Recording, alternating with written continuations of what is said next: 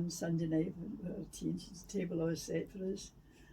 And there was her and Paul and Archie and Isa, Alec, me and young Alec. We're all sitting round the table. And it was macaroni and cheese, I can always remember that. Macaroni and cheese. Crusty bread. Of course. The next thing is we all sat round the table and the cat jumped up on the table. Paul with the cat.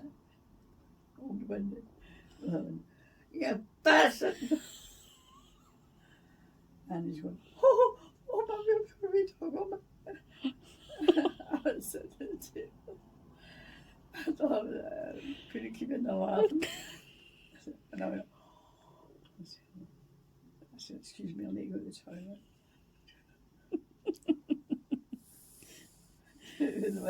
You cruel man! Oh, you cruel man! You're a cruel man! She was shouting. I thought to myself, oh my God almighty, poor cat. I know. This poor cat. You can't get down your bloody food in here for the bloody cat. It was terrible. So it was. I know.